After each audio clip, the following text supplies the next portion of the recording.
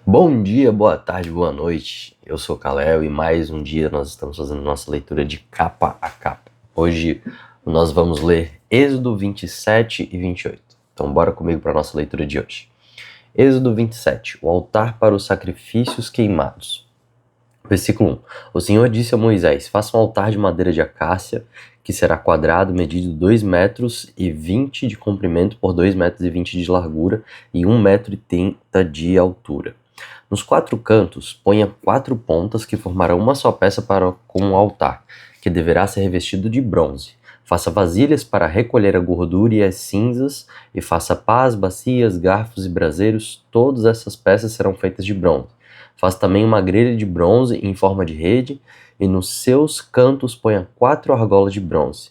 Coloque essas argolas debaixo da beirada do altar, de maneira que a grelha chegue até a metade da altura do altar. Para carregar o altar, faça cabos de madeira de acácia revistos de bronze. Esses cabos deverão ser enfiados nas argolas de um lado e do outro do altar, quando este tiver de ser carregado. Este altar feito de madeira será oco, e de acordo com o modelo que eu lhe mostrei no monte. Faça para a tenda sagrada um pátio cercado de cortinas de linho fino. No lado sul, as cortinas terão de ter 44 metros de comprimento. Elas serão sustentadas por 20 postes e 20 bases feitas de bronze. Os ganchos dos postes e os suportes das cortinas serão de prata. Faça a mesma coisa no lado norte do pátio. O pátio terá 22 metros de largura, portanto, nos lados oeste e leste, as cortinas deverão ter 22 metros de comprimento. Para sustentarem as cortinas, haverá 10 postes e 10 bases. Cada lado da entrada terá cortinas de 6,60 metros de comprimento com 3 postes e 3 bases. Na entrada do pátio haverá uma cortina de 8,80 metros de comprimento. Faça essa cortina de tecido feito de linho fino e de fios de lã azul, púrpura e vermelha enfeitada com bordados. A cortina será sustentada por 4 postes e 4 bases. Todos os postes em volta do pátio deverão ser unidos por suportes de prata. Os seus ganchos serão de prata e as suas bases serão de bronze. O pátio terá 44 metros de comprimento por 22 de largura. A altura das cortinas será de 2,20 metros. As cortinas serão de linho fino e as bases de bronze. Todos os objetos usados no serviço do templo, as estacas da tenda e as estacas do pátio serão de bronze. Moisés também mande que os israelitas lhe tragam o melhor azeite para o candelabro, a fim de que ele possa ser aceso todas as tardes. Arão e seus filhos colocarão o candelabro na tenda da minha presença, do lado de fora da cortina que está na frente da Arca da Aliança. O azeite ficará ali, queimando na minha presença, desde a tarde até a manhã. Essa ordem deverá ser obtida para sempre pelos israelitas e pelos seus descendentes. Capítulo 28. As roupas dos sacerdotes. O Senhor disse a Moisés: manda chamar o seu irmão Arão e os filhos dele, Nabade, Abiú, Eleazar e Tamar. Separa-os do povo de Israel para que me sirvam como sacerdotes. Façam roupas de sacerdotes para o seu irmão, a fim de darem a ele dignidade e beleza. Chamem todas as pessoas a quem eu dei habilidade e mandem que façam as roupas de Arão, para que ele seja consagrado como meu sacerdote. Mande que faça um peitoral, um manto sacerdotal, uma sobrepeles, uma túnica bordada, uma mitra e um cinto. Essas pessoas farão roupas de sacerdote para o seu irmão Arão e os filhos dele, a fim de que eles me sirvam como sacerdotes. Esses artesãos deverão usar fios de lã azul, púrpura e vermelha, fios de ouro e linho fino. O manto sacerdotal, versículo 6. Os artesãos farão o manto sacerdotal de fios de lã azul, púrpura e vermelha, de linho fino e de fios de ouro, e o enfeitarão com bordados. Nas 2 pontas do manto haverá 2 alças que deverão ser presas nos 2 lados do manto. O cinto que passará pela cintura do manto para prendê-lo será feito dos mesmos materiais do manto, formando com ele uma só peça. Pegue 2 pedras de ágata e grave nelas os nomes dos filhos de Jacó. 6 nomes numa pedra e 6 nomes na outra, por ordem de idade. Escolha um bom ourives para gravar nas 2 pedras os nomes dos filhos de Jacó e para montar as pedras em engastes de ouro. Coloque essas 2 pedras nas alçadas do manto sacerdotal para representarem as 12 tribos do povo de Israel. Assim, Arão levará nos ombros esses nomes para que eu, o Senhor, sempre lembre do meu povo. Faça 2 engastes de ouro e 2 correntes de ouro puro entrelaçados em forma de cordão, e você prenderá os engastes. O peitoral, versículo 15. Faça um peitoral que o grande sacerdote usará para descobrir a vontade de Deus. Com o manto sacerdotal, o peitoral também será feito de fios de lã azul, púrpura e vermelha, de linho fino enfeitado com bordados. O peitoral será quadrado e dobrado em 2, terá 1 palmo de comprimento e 1 palmo de largura.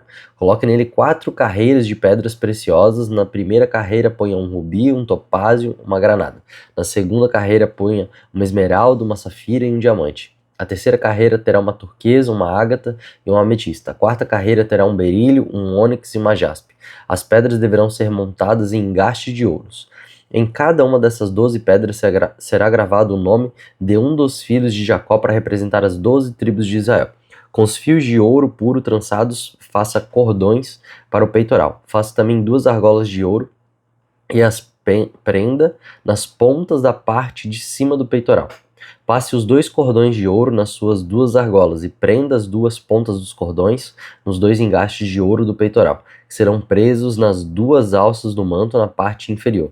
Faça outras 2 argolas de ouro que serão presas nas 2 pontas debaixo do peitoral, na borda do lado de dentro do manto. Faça ainda mais 2 argolas de ouro e prendas nas pontas das suas alças no manto e embaixo na frente dele, perto da costura em cima do cinto. Com um cordão azul, prenda as argolas do peitoral nas argolas do manto, para que o peitoral fique preso acima do cinto e não se solte.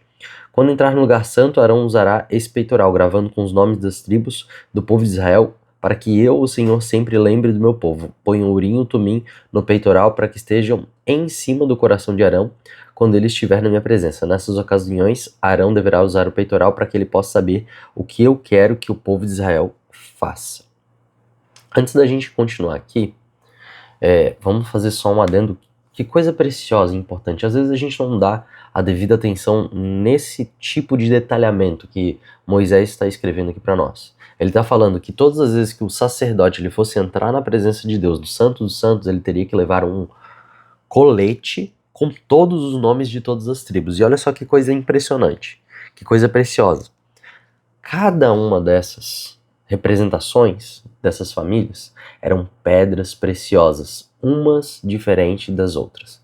Isso a gente pode olhar de uma forma que a gente entenda que diante do Senhor a gente é como se fosse uma pedra preciosa na nossa singularidade, porque a ametista ela é diferente do diamante, o topázio é diferente da esmeralda, mas todas elas têm um grande valor.